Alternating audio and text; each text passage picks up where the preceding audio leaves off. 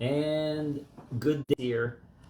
Good day mga arthritis warriors. I'm Dr. Jonathan Flor-Delis. You can call me Dr. Jov.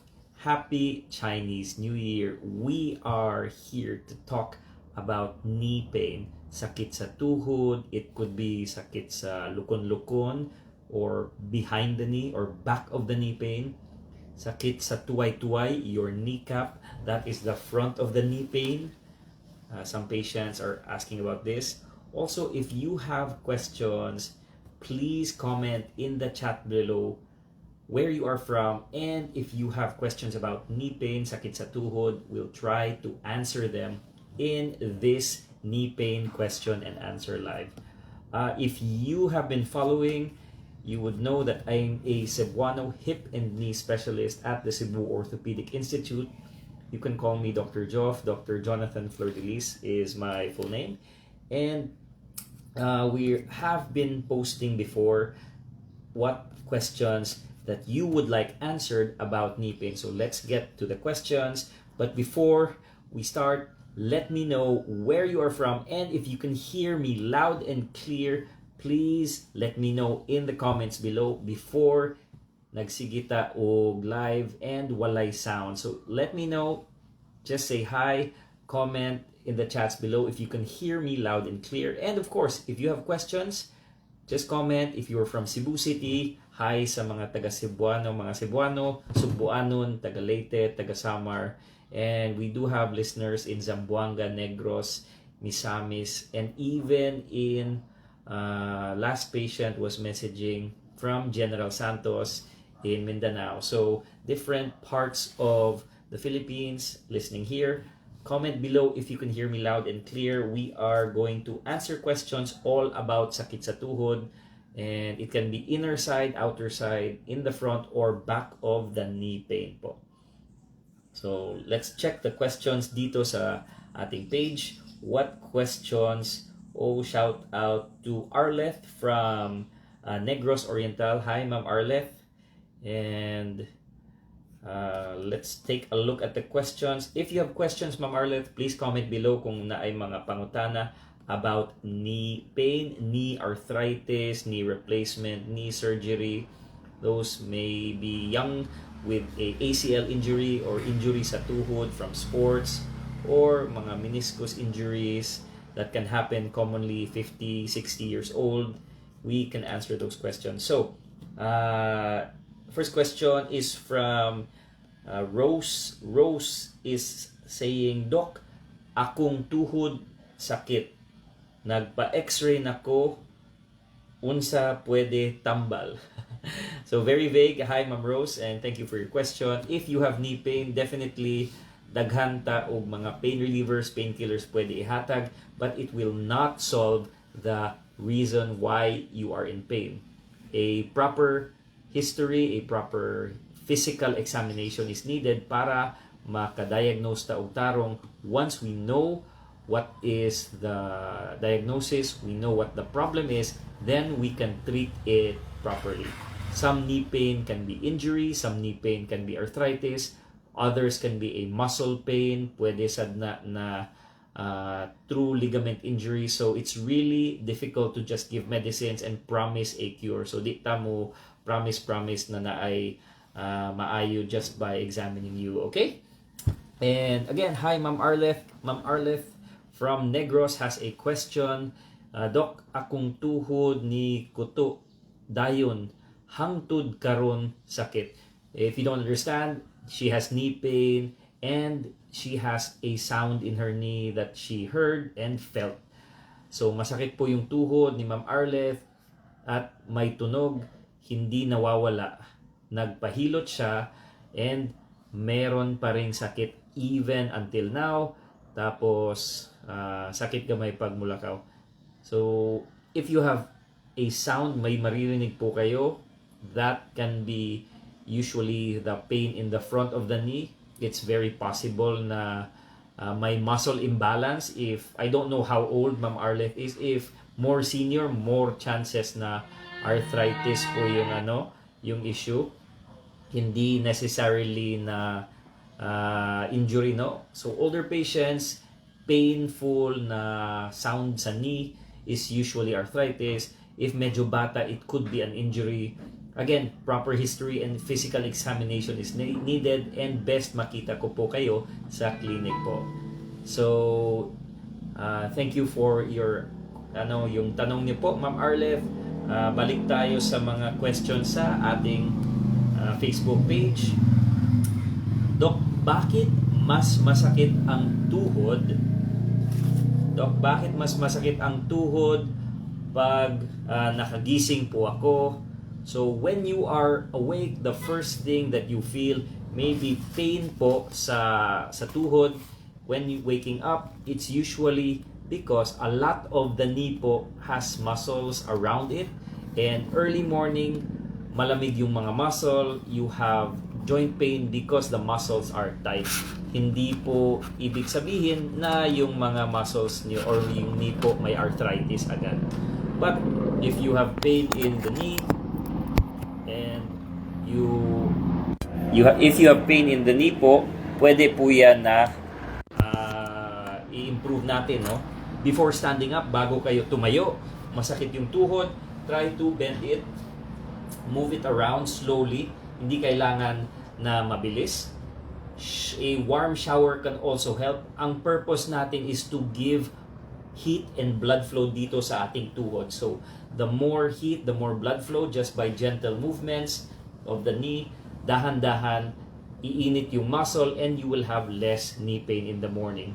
Stretching can also work, but ideally, yung stretching ginagawa po natin after a short walk na pinagpapawisan na po tayo. So, the more blood in the body is circulating, mas mainit yung katawan, mas less po yung knee pain. So, I hope that helps. Morning stiffness or why my knee hurts in the morning, warming up the muscles, doing a simple exercise, even slight exercise like bending multiple times, balik-balik, and before you stretch, do a gentle walk. So thanks for that. Remember, you can take supplements also in breakfast, but hindi yan tatalab agad yung supplements. Hindi rin pwede na we just rely on these supplements po, ano? So if you have pain, even after doing these exercises, even after stretching, even after warming up, it's really best to consult a doctor po near you. So, number 2 question, Doc, worth it po ba yung mga glucosamine supplements? So, glucosamines are one of the most popular na supplements that we take for knee pain, or we also give for knee pain. Then, the science is it works naman, pero hindi yan for everyone. It's usually used for arthritis, hindi para sa na-injury yung tuhod. Remember, it can be yung knee pain nyo can be an injury po, na-injure kayo, pwede rin arthritis. Supplements like glucosamine work more for arthritis. Pag severe naman po yung arthritis nyo po, it's possible din na sirang-sira na yung tuhod, hindi rin nagwo-work po yung glucosamine. So, the dosage is also important. Pag underdose po tayo or kulang iniinom, pwede rin walang effect. So, always consult your doctor. The proper diagnosis is important kasi pag injury yung tuhod tapos nag-glucosamine po tayo, walang effect yan sa injury po. Yung relief, hindi rin pain reliever yan. Yung glucosamines are not pain relievers. You have to take them for at least 1 month before any effects po. So, take the proper dose, take it for a month, and maybe if you have arthritis, may slight relief for mild to moderate po. Pag severe yung arthritis, possible po na walang effect po yan. Thank you kay Ma'am Arlef for your questions. And we have another question dito sa live. Shout out to Ma'am Faye.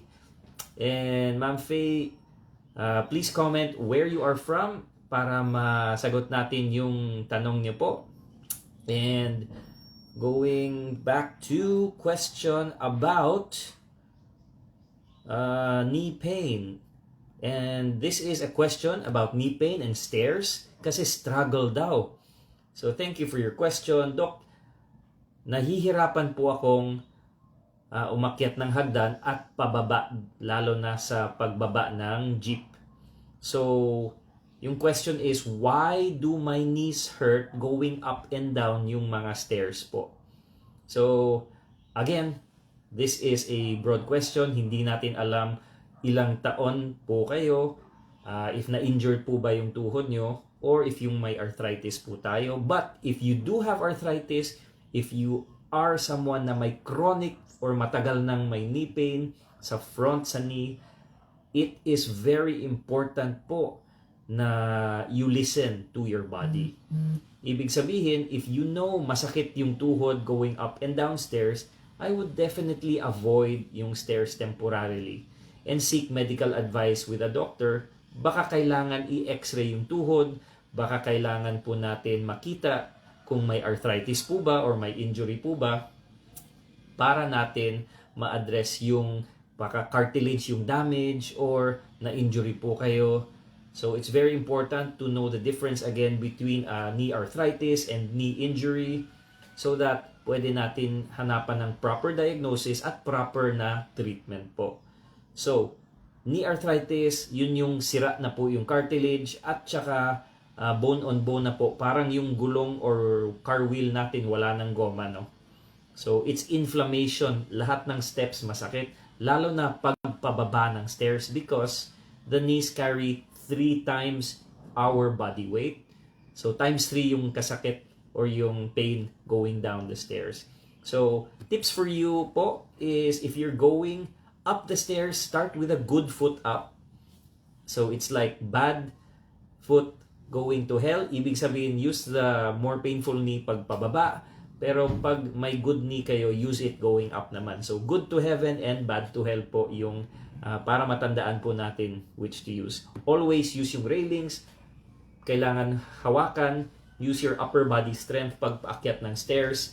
Kasi po, gusto natin na ma-lessen yung pain nyo if wala talagang escalator or wala talagang elevator or ito talaga yung nasa bahay niyo po. Hindi nyo maiwasan yung stairs. Railings help. Using good foot to heaven, bad leg to hell. And also, if may mga ramps, it can be important. And sometimes, para sa senior, mahirapan sila sa stairs. Having ramps around the house can actually help po. So, strengthening is also very important. Pag wala na pong strength yung tuhod, palaging masakit po yan. So, very important. You need to strengthen the muscles and you will have less pain going up and down the stairs. So, balik tayo kay Ma'am Faye. Ma'am Faye from Danau City. Shout out to mga taga Danau City. And let's see the question ni Ma'am Faye. Doc, sakit sa tuhod, mudagan sa bagtak. So, that is pain in the knee going to the calf muscle sa baba. And sa babaw, punuan sa punuan sa papa, Doc. Punuan sa papa. Okay. If it's pain sa back of the knee, lukon-lukon at pababa sa bagtak, that can mean that you may have an injury sa tuhod if bago po ito. It's very important na ma-check natin yung tuhod, Ma'am Faye, kasi if meron sa punuan, usually yung punuan sa Bisaya means sa singit, it is a combination of different things. Ibig sabihin may arthritis sa may hip area, posible po yun, at pwede ring may arthritis po sa baba sa may tuhod. Also, it's not all arthritis. Remember, pwedeng na-injury po kayo, Ma'am Faye, at kailangan talaga ma-check up po natin yung niyo po, yung tuhod niyo po. Okay? So, I hope that helps. Please take pain relievers religiously, pero always consult your doctor. Baka may mga side effects. Chronic painkillers can also cause kidney damage po. Alam na natin po yan. And thank you for that question. Question number 4 sa ating Facebook na page is, Doc, kailangan ko ba ng weight loss or magpagaan to help my knee arthritis? So, interestingly, if you lose 5 kilos malaki na po yan. It can be times 3 or times 4 sa tuhod nyo po. Times 3 or times 4 depending on yung libro. Pero that means that losing just 1 pound is times 3 or times 4 for the knee pain. And weight loss really does help. I advise all my patients na may severe arthritis to exercise and of course to lose weight through a diet plan. And that is as small as 1 to 5 pounds can be very effective already. Malaking difference po yan po. So, and medical fact po yan na 1 pound sa tuhod equals mga 4 pounds. So, the knee is carrying times 3 times 4 our body weight, especially going down the stairs. Kaya, less pressure with more muscle and less pressure with less weight po. Practical tips, wag natin biglang ibigla yung diet po natin, maybe less 1 cup rice. Some patients who want to try intermittent fasting, please do so with a medical doctor para dahan-dahan po. Hindi biglang mag intermittent fasting tapos mahimatay yung pasyente kasi gutom na gutom at walang kinain na rice po. So, patients who do lose weight, somewhere around 5 to 10 kilos, malaki na po yung pain relief po sa mga patients ko.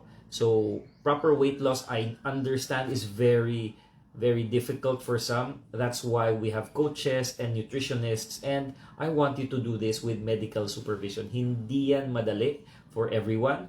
That's why we want to give a proper guidance para sa weight loss plan natin. But definitely, the weight loss does help patients with severe knee arthritis. So, thank you for yung tanong niyo po. Shout out din, we have a follower asking about lupus arthritis. Remember to comment where you are from and ask your question about yung lupus arthritis po. This is this is Reginald ata. If tama yung ano ko. Parang baliktad yung last name. But yes, please ask your question and comment where you are from. Are you from Visayas, Mindanao, Luzon? And we'll try to answer questions about yung arthritis nyo po, na lupus arthritis. We're going to question number 5 sa Facebook page natin. We have a question about knee replacement decision making. Doc, sinabi ng doktor na wag ko na daw tiisin yung pain. Pero yung option na binigay sa akin ay yung tinatawag na knee replacement po.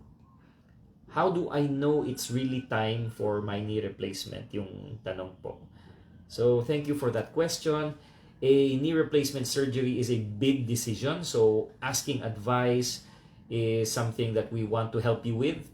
Tapos, I would definitely have a step-by-step process. Yung number 1 is yung tinatawag natin alignment with family. Dapat magkaisa yung pamilya po before undergoing this decision.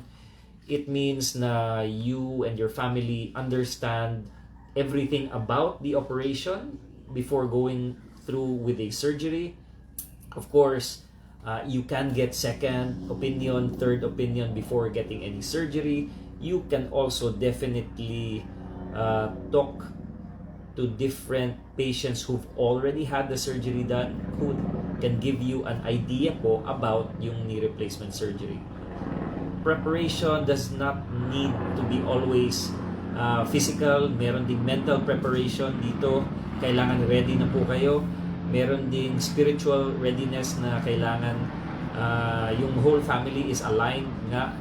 And lastly, yung tinatawag na medical clearance. Before any surgery, we want you to be safe naman po. Na-check yung high blood, diabetes, and other medical diseases. The other thing that I have my patients do before going into the decision of knee replacement surgery is strengthening with a rehab doctor. Bakit kailangan may strengthening? Because the recovery is so much easier when you have stronger muscles. Parang yung nag-change tire po tayo sa kotse, pagpapalitan yung gulong, dapat malakas yung makina ng kotse para tatakbo agad. So, it's as easy as that. Yun po yung mga advice ko before going into knee surgery. The decision needs to be with the family. The decision doesn't need to be hurried kasi hindi naman emergency po yan. And I think na a lot of patients really have told me that they wanted to have it sooner pag naintindihan nila na ganyan lang pala yung recovery. It's for quality of life. It's not an emergency procedure. So thank you for yung question niyo po. So balik tayo. So question is from Ma'am Ann Diaz. Good day, Ma'am Ann. Remember to comment where you are from if you have a question. Ma'am Ann has a question about AVN. And Sir Enid Lareg has a question about lupus arthritis. We'll answer your question. Don't forget to comment where you are from para masagot natin yung mga tanong niyo po. And we still have a lot of questions left dito sa ating Facebook na page. So, question is tuhod. Remember, this is a knee question and answer live. And then, Ma'am Anne is asking, hello, Doc. If my AVN sumasakit ba talaga kasama ang tuhod? So, it really depends po where the AVN is. Usually, if my AVN po yung tuhod, talagang sasakit yung tuhod. So, AVN, para sa mga arthritis warriors who don't know what AVN is, it's short for avascular necrosis. Ano yung avascular necrosis? Nawawala yung blood supply at namamatay yung buto. It can happen in the knee, and if it happens in the knee, mamamatay yung buto sa tuhod, then masakit po yung tuhod niya po. Tapos, a lot of patients after COVID also have AVN sa hip joint. Masakit yung singit, yung bugan or yung punuan, causing them groin pain. Masakit sa singit po, minsan pumupunta sa puwet, minsan pumupunta sa likod, and minsan pumupunta din sa tuhod yung pain ng hip AVN. So, I'm a lupus SLE. Okay, so if you have lupus or SLE, pwede po yan yung cause ng AVN because yung autoimmune disease na yan can destroy the joints. The medications also for lupus or SLE can also cause, lalo na yung mga corticosteroids, they can also cause AVN of the bones po. So, if you have knee or hip AVN that you have been diagnosed with, pwedeng yung tinatawag na referred pain. Ibig sabihin, yung pain is in one area pero masakit din sa other area. If may AVN sa hip, pwedeng ma-feel yung pain sa hip and knee and even the back or likod po. So I hope that answers your question po. And we're going back sa ating page to look at the questions about knee pain para masagot natin yung mga knee pain questions. Question number 6 dito is, Doc, yung tuhod ko tumutunog. May clicking sound. So, why does my knee po make yung clicking sound? Again, salamat sa tanong po. I don't know how old you are or if you have arthritis, pero knee clicking can be normal in patients with a little bit of muscle imbalance. Pwede yan na bata, pwede rin yan severe arthritis na may muscle imbalance sa matanda, pwede din sa severe arthritis na may clicking and may pain po. So, every patient is different. That's why I always advise to seek consult with a specialist because magkaiba po yung sumasagot ng tanong at may proper history, may proper diagnosis po, and may proper treatment po pag ganun sa face-to-face clinic follow-up po. But balik tayo, why does my knee click? It's definitely a possible knee muscle imbalance pag bata. It's possibly arthritis pag matanda. And yung tuhod can be a clicking sound, it can be a cracking sound or a popping sound, depende if you have arthritis or a knee muscle imbalance. But don't worry, it's not all something na you need to worry about, hindi an emergency. muscle imbalances can be treated with physical therapy po. Physical therapy is usually a combination of strengthening and stretches para mabalik yung alignment, mabalik yung muscle na imbalance natin, maging balanse yung muscles ng tuhod po. So, get your knee checked ASAP para hindi na kayo mag-isip-isip kung may problema yung tuhod niyo po. Always consult a specialist near you for your knee pain. We're almost finished with all the questions about knee pain today. This one is a question, Doc. Exercise yung sinabi ng doktor ko. What exercises po are safe for my knee arthritis? Well, kung akala nyo pag masakit yung tuhod at may arthritis po kayo, akala nyo masakit so I need to rest. It's actually the opposite. You do need some rest, but you also need to strengthen the muscles po. And that's why movement is medicine. Yung tinatawag nila, motion is lotion. Pag you move more, your knee pain actually becomes less. So I would recommend definitely swimming or water or pool exercises. Bakit? When you're in the pool, you are a lot lighter, you have less pain, and you can move a lot better. So it's also buoyant kayo. Ibig sabihin, hindi kayo at risk masyado for falls, no? If you have poor balance and you have someone with you, that would be ideal for someone with severe knee arthritis. The number 2 exercise that is good for you is a stationary bike. You can get yung pedals po, tapos use a stationary bike para mag-exercise ng tuhod. Remember, motion is lotion, movement is medicine. And lastly, straight leg raises. Pag tinataas nyo po yung legs nyo po, that's also a quad muscle exercise. Easy to do for patients with arthritis. Very easy. You can do these last 2 exercises naman at home. No need to go to a gym. And it's really important that for arthritis warriors natin na may severe arthritis, always eat right, exercise, get some sunlight, try to lose weight if you are overweight. And I hope you enjoyed yung live natin for today. That's all the time we have for today. Salamat sa mga tanong, mga arthritis warriors. I'm Dr. Jonathan Flor-de-Lis. You can call me Dr. Joe, your Cebuano hip and knee specialist. Comment below if you have questions and we'll try to answer them in our next live po on hip and knee pain. Much love and respect. Happy Chinese New Year. Kung hei fat choy. And salamat sa mga tanong niyo po. We'll try to answer them next time. Have a happy day and God bless everyone. Bye-bye.